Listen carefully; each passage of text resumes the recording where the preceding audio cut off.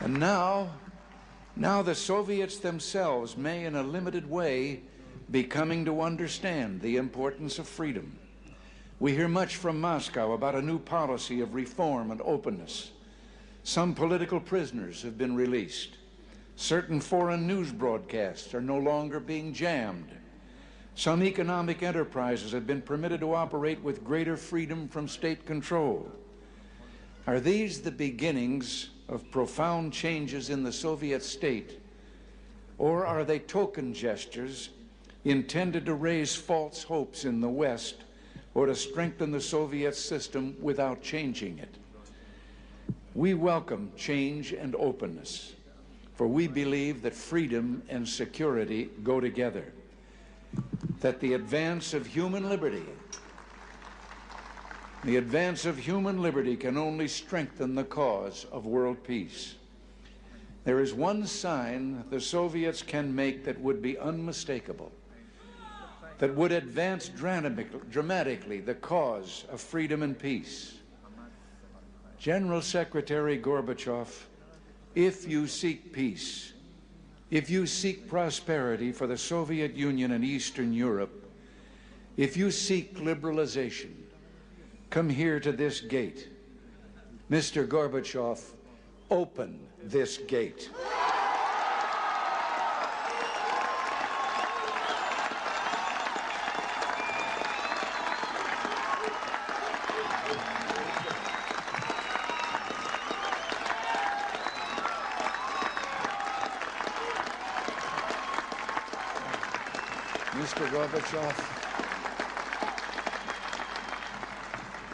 Mr. Gorbachev, tear down this wall.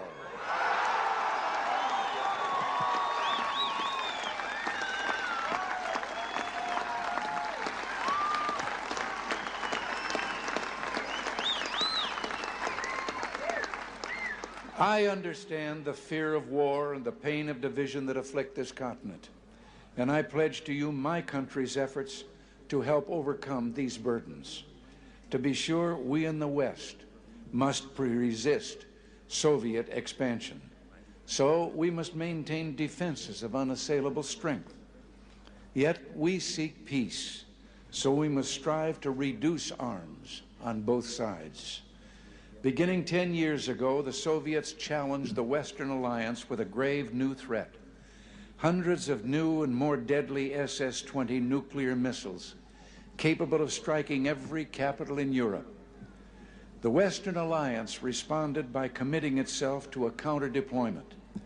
Unless the Soviets agreed to negotiate a better solution, namely the elimination of such weapons on both sides, for many months, the Soviets refused to bargain in earnestness.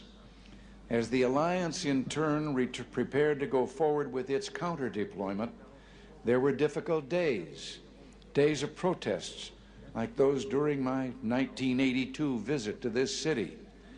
And the Soviets later walked away from the table. But through it all, the alliance held firm.